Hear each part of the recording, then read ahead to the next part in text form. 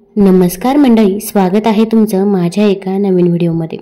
तर आज आहे चंपाषष्ठी। मी तुम्हाला चंपाषष्ठीची कथा सांगणार आहे, त्यामुळे व्हिडिओ स्किप न करता शेवटपर्यंत जरूर बघा। चॅनलवरती नवीन असाल तर चॅनल लाईक करा आणि सबस्क्राइब देखील करा। तसेच कमेंटमध्ये जय मल्हार किंवा येळकोट येळकोट जय मल्हार लिहायला विसरू नका, जेणेकरून आपल्याला देखील मल्हारी मार्तंड भैरवाचा आशीर्वाद हा नक्कीच प्राप्त होईल। श्री खंडोबा हे महाराष्ट्राचे कुलदैवत आहे। मुख्यत्वे करून महाराष्ट्र आणि कर्नाटक या राज्यात खंडोबाची उपासना जास्त केली जाते। खंडोबाचे नवरात्र हे मार्गशीर्ष शुद्ध प्रतिपदा ते मार्गशीर्ष शुद्ध षष्ठी असे 6 दिवस साजरे केले जाते। मार्गशीर्ष शुद्ध षष्ठी म्हणजे चंपाषष्ठी। या दिवशी खंडोबा ऋषींच्या विनंतीला मान देऊन मणिमल्लाचा वध करून लिंगद्वय रूपाने प्रगट झाले। नवरात्राचे 5 दिवस उपवास करून 6व्या दिवशी तो सोडतात। 6 दिवस देवापुढे नंदादीप ठेवतात। देवाला बेल, दवना व झेंडूची फुले फार प्रिय आहेत, म्हणून ती वाहतात। भंडारा, खंडोबाच्या उपासनेत भंडारा फार महत्त्वाचा आहे। भंडारा म्हणजे हळदीची पूड। खंडोबाच्या कुलधर्मासाठी व चंपाषष्ठीच्या या दिवशी ठोंबरा म्हणजे जोंधळे शिजवून त्यात दही व मीठ घालतात। कणकेचा रोडगा, वांग्याचे भरीत, पातीचा कांदा व लसूण हे पदार्थ नैवेद्यामध्ये असतातच। देवाला नैवेद्य समर्पण करण्यापूर्वी तळी भरण्याचा विधी असतो। तळी भरणे म्हणजे एका ताम्हणात विड्याचे पान, पैसा, सुपारी, भंडारा व खोबरे हे पदार्थ ठेवून ते ताम्हण सदानंदाचा येळकोट येळकोट येळकोट जय मल्हार असे मोठ्याने 3 वेळा म्हणून 3 वेळा उचलतात। नंतर दिवटी व बुदली घेऊन आरती करतात। देवाकडे तोंड करून भंडारा व खोबरे उधळतात व प्रसाद वाटतात। खंडोबाची 5 प्रतीके। पहिलं लिंग म्हणजे हे स्वयंभू अचल अगर घडी बसते। दुसरं तांदळा, हे चल शिळा असून टोकाखाली निमुळती होत जाते। तिसरं म्हणजे मुखवटे, हे कापडी किंवा पिठली असतात। चौथं म्हणजे मूर्ती, या उभ्या बैठ्या घोड्यावरी कधी धातूच्या किंवा दगडाच्याही आढळतात। 5वं म्हणजे टाक, घरामध्ये पूजेसाठी सोन्याच्या पत्र्यावर किंवा चांदीच्या पत्र्यावर बनवलेल्या प्रतिमा। खंडोबा ही देवता भक्तांची मनोकामना पूर्ण करणारी व नवसास पावणारी आहे, त्यामुळे नवस बोलणे व तो फेडणे याला फार महत्त्व आहे। काही सौम्य नवस देखील केले जातात, जसे की पहिला आहे मौल्यवान वस्तू देवास अर्पण करणे, दुसरं म्हणजे दीपमाळा बांधणे, तिसरं म्हणजे मंदिर बांधणे किंवा मंदिराचा जीर्णोद्धार करणे, चौथं आहे तर ते म्हणजे पायऱ्या बांधणे, ओवरी बांधणे, 5वं म्हणजे देवावर चौरी ढाळणे, खेटे घालणे म्हणजे ठराविक दिवशी देवदर्शनात जाणे, 6वं म्हणजे पाण्याच्या कावडी घालणे, 7वं उसाच्या किंवा जोंधळ्याच्या ताटांच्या मखरांत प्रतिकात्मक देवाची स्थापना करून वाघ्या मुरळीकडून देवाची गाणी म्हणवणे, याला जागरण गोंधळ असेही म्हणतात। 8वं म्हणजे देवाची गदा म्हणजे वारी मागणे, देवाच्या नावाने ठराविक काळात भिक्षा मागणे, 9वं आहे तर ते म्हणजे तळी भरणे, उचलणे, दही भाताची पूजा देवास बांधणे, 10वं पुरणवरण व रोडग्याचा 8व्या रीतीनुसार नैवेद्य करून ब्राह्मण, गुर व वाघ्या मुरळी यास भोजन घालणे, 11वं आहे तर ते म्हणजे कान टोचणे, जावळ, शेंडी आदी विधी करणे, खोबरे भंडारा उधळणे, देवाच्या मूर्ती विकणे। दिनविशेष रविवार हा खंडोबाचा दिवस मानण्यात आलेला आहे। तसेच सोमवती अमावस्या, चैत्री, श्रावणी व माघी पौर्णिमा, चंपाषष्ठी व महाशिवरात्र या दिवसांना विशेष महत्त्व आहे। मल्हारी मार्तंड हा शिवाचा भैरव अवतार मानला असल्याने रविवारला महत्त्व आले असावे। चैत्री पौर्णिमा हा मार्तंड भैरवाचा अवतार दिन आहे। श्रावणी पौर्णिमेस मल्हारी व बाणा यांचा विवाह झाला। माघी पौर्णिमा हा म्हाळसेचा जन्मदिवस आहे, तर मार्गशीर्ष शुद्ध षष्ठी म्हणजे चंपाषष्ठी। या दिवशी खंडोबा ऋषींच्या विनंतीला मान देऊन मणिमल्लाचा वध करून लिंगद्वय रूपाने प्रगट झाले। महाराष्ट्र आणि कर्नाटकातील 12 प्रसिद्ध स्थाने। आता 7 महाराष्ट्रामध्ये आहेत, 5 कर्नाटकामध्ये आहे।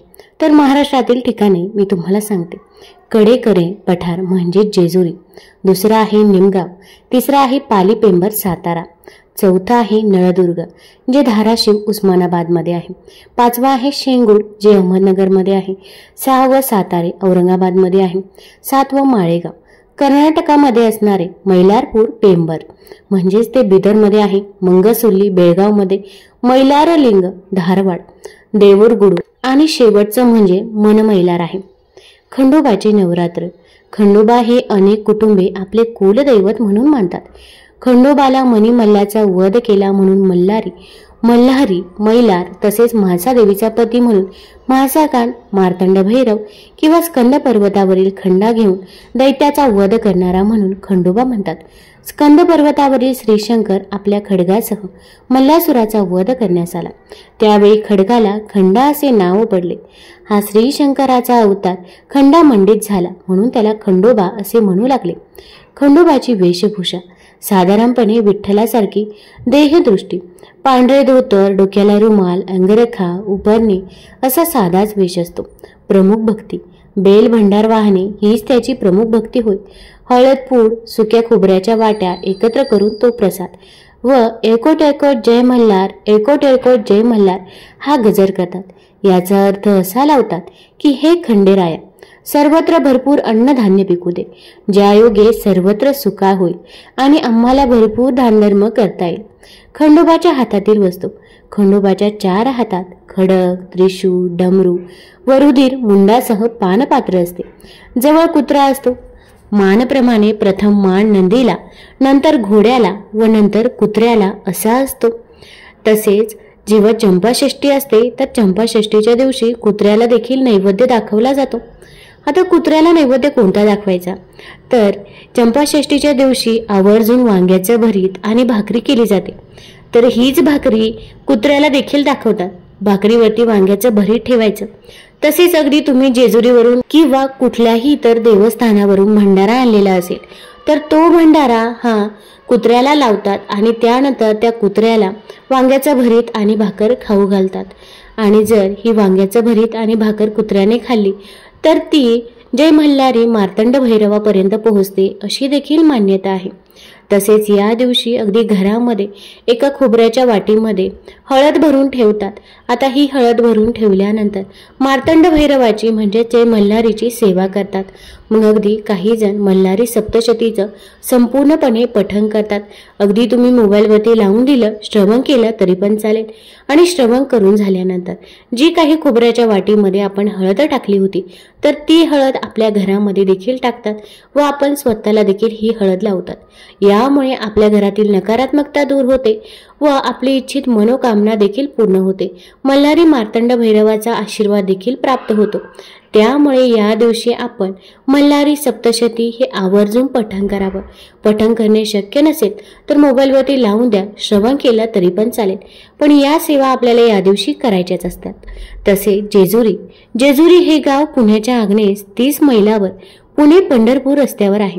उंच डोंगरावरील हे देवस्थान पूर्वाभिमुख आहे. या मंदिरात असणाऱ्या राम मंदिरात एक लेख आहे. त्याप्रमाणे हे स्थान ज्येष्ठ कृष्ण 1392 मध्ये श्री रामचंद्र मल्हार ढगे जोशी बायजाबाईचे जेऊर यांनी बांधले असा उल्लेख आहे. गडकोटावर दोन्ही बाजूने उघड्या असणाऱ्या 63 ओऱ्या देखील आहेत.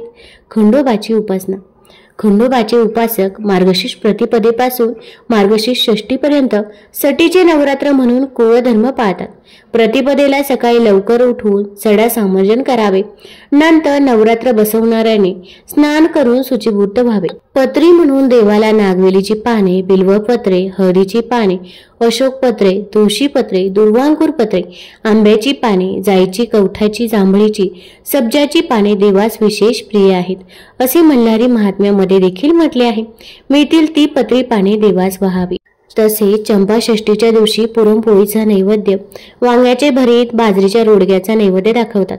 खंडोबाच्या नैवेद्याला चातुर्मास सोडून 8 महिने वांगी चालतात. महाराष्ट्रात चातुर्मासात कांदा, लसूण, वांगी वर्ज्य असतात. कांदा फक्त चंपाषष्ठीच्याच दिवशी चालतो. चंपाषष्ठीस ब्राह्मण सुवासनीस भोजन, वाघ्या मुरळीस भोजन घालावेच. भोजनानंतर त्यांना पाणविडा दक्षिणा देऊन नमस्कार करावा. तसेच खंडोबाचे वाहने कुत्रा व घोडा यांनाही खाऊ घालावे. षष्टीच्या दिवशी देवासाठी तेल व नैवेद्य नेतात. जेवण वाढले की घरातील सर्वजण ब्राह्मण वाघ्या मुरळीकडून वारी खंडोबाची म्हणून त्यांच्या पानांतून पुरणपोळी घेतात आणि ती प्रसाद म्हणून खातात. तळी भरणे, उचलणे हाही नवस प्रकार करतात. नंतर नवरात्र उठवतात. काही घरातून चंपाषष्ठीच्या दिवशी वारी मागण्याची पद्धत आहे. वारीचा अजूनही एक प्रकार म्हणजे खंडोबाच्या रविवार या पवित्र दिवशी काही घराण्यामध्ये वारी मागतात. तामण घेऊन 5 घरी वारी खंडोबाची म्हणून ओरडतात. साधारणपणे कोरडे पीठ वारीत दिले जाते. त्याची घरी येऊन भाकरी बनवून ती घरातील सर्वजण प्रसाद म्हणून खातात. त्यामुळे अशा घरात खंडोबा अन्नधान्याची कमतरता कधीच भासू देत नाही असा देखील समज आहे. या नवरात्रीत आपापल्या शक्तीनुसार खंडोबासाठी म्हणून दानधर्म करावा. अन्नदानास फार महत्त्व आहे. कुंकू अक्षतांसह पान विडा द्यावा. तसेच दिवटी बुडली याचे देखील महत्त्व असे आहे की मणिमल्लाचा वध केल्यानंतर देवाच्या ठिकाणी अंधार होता तो जावा म्हणून भक्तांनी उजव्या हातात सोन्याचे, पितळ्याचे किंवा लोखंडाची दिवटी घेऊन ती पेटवावी आणि देवास ओवाळावे. ओवाळताना पायापासून डोक्यापर्यंत देवास ओवाळावे.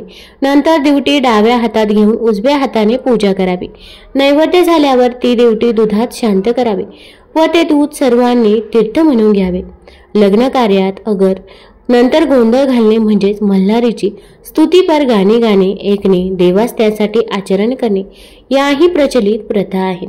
आपल्या घरातील सर्वांना सुख, समाधान आणि आरोग्यपूर्ण जीवनाचा आनंद मिळावा. तसेच आपल्यावर येणारी संकटे नाहीशी व्हावीत यासाठी षडरात्र उत्सव कालावधीत आपल्या घरामध्ये रूढीप्रमाणे कुळधर्म कुळाचार पाळावेत. मांसाहार, मद्यपान करू नये, विषयाच्या आहारी जाऊ नये, घरामध्ये व्रत पाळावे, उपवास करावा, आचरण शुद्ध ठेवावे, घरातील वातावरण मंगलमय आणि प्रसन्न राहील यासाठी सर्वांनी कटाक्षाने प्रयत्न करावे. आता चंपाषष्ठीची कथा काय आहे तर ते आज आपण जाणून घेऊया. आजच्या दिवशी शंकराने मार्तंड भैरवाचा अवतार घेऊन मणी व मल्ल दैत्यांचा वध केला. मल्हारी मार्तंड हा महादेवाचा एक अवतार होता. कृतयुगात ब्रह्मदेवाने मणी व मल्ल राक्षसांना वर दिले होते की तुमचा पराभव कोणी करू शकणार नाही. हे वर प्राप्त केल्यावर ते उन्मत्त होऊन लोकांना त्रास देऊ लागले. त्यांचा हा त्रास बघून ऋषी मुनींनी देवांकडे मदत मागितली. तेव्हा भगवान शंकराने मार्तंड भैरवाचे रूप घेऊन आपले 7 कोटी अर्थात 1 सैन्य घेऊन राक्षसांवर चालून गेले. मार्तंड भैरवाने मणी राक्षसाची छाती फोडून त्याला जमीनदोस्त केले. तसेच मणी राक्षसाने शरण येऊन माझ्या मस्तकाला तुझ्या पायी स्थान दे व माझे अश्वारूढ रूपही तुझ्या शेजारी राहावे अशी इच्छा व्यक्त केली. भगवान शंकरांनी तथास्तु म्हटले. नंतर मार्तंड भैरवाने मल्ल राक्षसाचा पराभव केला. तेव्हा त्याने शरण जाऊन तुमच्या नावाआधी माझे नाव जोडले जावे अशी मागणी केली. तथास्तु म्हणून मार्तंड भैरवाने तेही मान्य केले. तेव्हापासून त्यांना मल्हारी मार्तंड असे म्हटले जाते. या दिवशी प्रामुख्याने वडे घारग्यांचा किंवा आंबोळीचा नैवेद्य असतो. तसेच या दिवशी वांग्याची भरीत व भाकरी यांचा नैवेद्य देवाला दाखवतात. तसेच या नैवेद्याचा काही भाग कुत्र्यांना देऊन त्यांची पूजा करून वाढतात. तुम्हाला जर ही कथा आवडली असेल तर चॅनल लाईक करा, सबस्क्राईब करा आणि आपल्या मित्रपरिवारासोबत जरूर शेअर करा. धन्यवाद.